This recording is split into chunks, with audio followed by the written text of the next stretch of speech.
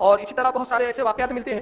ایک شخص اس زمانے میں ایک گورنمنٹ سروینٹ ہے, بہت رشوت کھاتے تھے صاحب.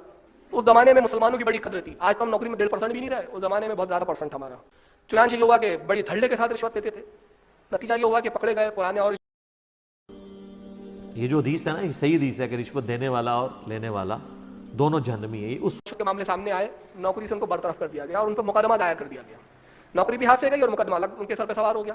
بڑے پریشان ہوئے کہ آخر اب اس طریقے سے جو حرام پوری زندگی کھایا, آخری عمر میں آ کے جناب بلڈ پریشر, شوگر, دل کی بیماریاں, بچے نہیں پڑھ لکھ سکے, بیوی کے اوپر فالج ہو گیا. اب جب یہ چیزیں ان کے سامنے آتی ہیں نا, پھر ان کو اب آخرت یاد آتی ہے کہ یار دنیا بھی at the end of the day ہم نے برباد کر لی, ابھی آخرت میں تو حساب باقی ہے.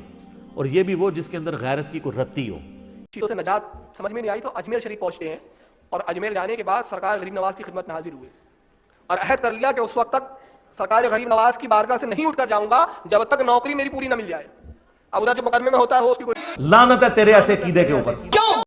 جیت کے بڑے پکی تھے. چنانچہ یہ ہوا کہ صاحب وہ رکے ہوئے وہاں اجمیر میں, روز حاضری دیتے ہیں, روز گڑ گڑا کے دعا کرتے ہیں, حضور میری نوکری بحال کر دیجیے, سارے مقدمات خارج کروا دیجیے.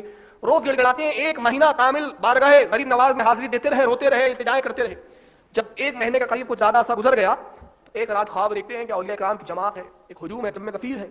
سرکار غریب نواز تخت ولایت پر جلوہ گر ہے اور لوگ اپنی التجائیں, اپنی کہانی بازو کوڑ مار دے, حاجتیں تحریر کر کے حضرت کی بارگاہ میں حاضر کر رہے ہیں.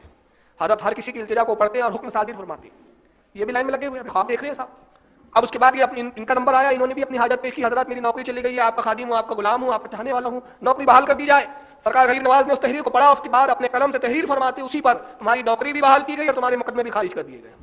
تحریر کر دیا, دے دیا. آپ یہ دیکھیں انجانے میں یہ لوگ کس طرح انبیاء کی بھی اور اللہ کی بھی توہین کر جائے. جب یہ خواب سے بیدار ہوئے تو جس کمرے میں ٹھہرے ہوئے تھے اجمیر کے, گھر والوں سے کہہ کے آئے تھے کہ اجمیر سے اس وقت تک واپس نہ ہوا جب تک یہ سب معاملات نپٹ نہیں جاتے. تو جب صبح بیدار ہوئے تو کچھ دیر کے بعد ان کے صاحبزادے دوڑتے ہوئے آئے کہ ابا جان خوشخبری ہے, مبارکباد کہ آپ مستحق ہیں, اور ہوا یہ کہ مقدمہ خارج ہو گیا, آپ کی نوکری بھی بحال کر دی گئی. جھوٹ مار دے ہو, ایک سے ایک بڑا جھوٹ لکھا ہوا ہے. ان بزرگ بابوں کی تقلید چھوڑ دیں اور اللہ رسول کی طرف آئیں.